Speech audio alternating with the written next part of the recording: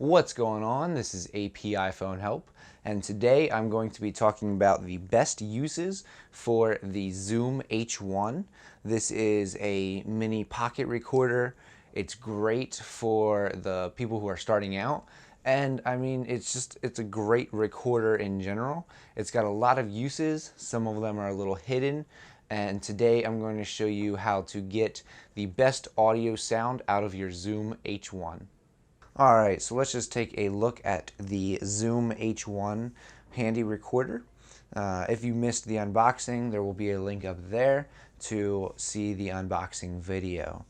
The first thing you're going to notice is its simplicity. The Zoom H1 is very simple. It's got the record button right there, and it's got two mics up here. Now those are not the only two ways to record, but it is it is attached to the recorder itself. Now taking a closer look, you're going to notice on the sides there are buttons and switches and jacks and stuff like that, as well as on the back you can see here. The first side that we're going to go on is this side right here, which is the right side. That is where you're going to find the power button right here. All you do to power on the Zoom H1 recorder is you hold it down and wait for the Zoom to say hi. Once the Zoom says hi, it's going to access the card, and then it's ready to go right out of the box. As you can see, it is backlit illuminated, but after a little bit of time, the backlight goes off with not using it, and as soon as you push another button, if I were to say push, say one of these buttons over here, the backlight goes on. The next thing we're going to talk about is the line in right here. That is just to put any sort of microphone into this recorder. And the nice thing about it is it will actually record from this microphone as well as these two over here. So you're going to get 3 different channels of recording to help you better your production quality of the sound or the audio that you're recording. Following it down, we see the input level. That is going to change the input level of what you're going to be recording, so you can turn it up, and as you can see there, those bars keep on rising as I get closer to 100. This does go from 100 to 0, 0 being the lowest, 100 being the highest.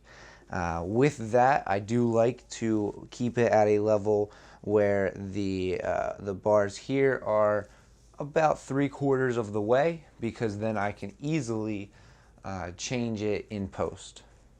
Now with that being said, I would definitely do the input level manually, because different microphones and different setups are going to be a lot different settings, so that way you can get the best setting for your production. Next, we're going to talk about the SD card. This does have a micro SD card slot. The only complaint, I guess I would say, about this is that it is very difficult to open sometimes. There we go. And it's a little bit more difficult to close. So in order to get the SD card, you just flip this little cover, push down, and your SD card's out. Now right now I currently have a 2 GB SD card. I would recommend probably about an 8 GB SD card, because sound is not going to take up that much space on the SD card. The only thing I do recommend is getting a Class 10 SD card. I had a Class 4 SD card, and unfortunately I lost audio because it was too slow to record all the audio to the card, and it got powered off, lost audio. It was just a bad time for everyone. Now over on this side, you will also find a headphone line out. This is basically so that way you can check all the audio beforehand. So you get a pair of studio headphones, you plug them into there, and you can listen to the audio before you start recording. That way you know the correct settings are inputted. All right, flipping it over to the back, you're going to find 3 switches here. These 3 switches are the low cut. I always keep that turned on just because that's going to reduce wind noise or background noise, anything like that you're going to pick up by accident that you don't want in your production. So I just always keep it on. It's just a nice feature to have, and it's, you know, and it's not going to harm your production quality. The only thing with that being said is this is not a replacement for a windscreen on a mic or on this in general. It's just going to help assist you. You would still definitely want a windscreen or something of that nature if you're doing anything outside. The next button down is auto level, and that's going to be focusing on your input level right here. It's going to automatically do it. I heavily do not recommend putting auto level on. I always keep it off. It's always more important for me to get the correct settings that I want than for me to trust this recorder. Yes, it's a good recorder, but I'm not going to trust it with getting all the correct settings and fluctuating up and down with the audio. I can do that all in post if needed. And the last switch you're going to find here is the quality switch, I guess you could say, or the format switch. So this is going to be whether you want to record in MP3, which is over on this side, or WAV, which is over on this side. With that being said, WAV is a lot more high quality sound, so I always choose WAV. You're going to get better sound quality. MP3 compresses the crap out of your audio, and it doesn't sound as good. So if you're looking to get the most audio, then I would go with the MP3, but I would just buy like a 8 or a 16 gigabyte SD or micro SD card and record on WAV at all times. Now, as I said, there are some hidden features that even I didn't know about right away when I first got the Zoom H1, because there's a lot of different buttons on here, and it's, you know, a little bit more difficult to see everything and see what the different hidden features are without knowing or watching videos like this. So the best hidden feature on here is going to be these 2 buttons right here, this forward and backwards button. Those buttons are going to change the quality of the recording. So as you can see, if you press the forwards button, it's going to change the bit rate up here. So you can see right now it's 4024, and I just changed it to 9616 and changed it again to 9624.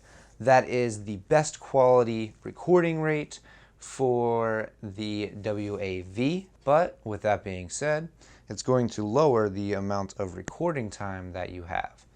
Now this card does have a lot of audio already on it, so this is not, you know, the fullest amount of recording time for this 2 gigabyte card, but it still has 26 minutes and 2 seconds on it, which is pretty good. That brings me to my next thing that you should always do whenever you start recording something new. You should always start with a fresh card. So either format it or get a new card, you know, if you cannot format your other one. And when you put it into the camera, you're going to want to format the card right away.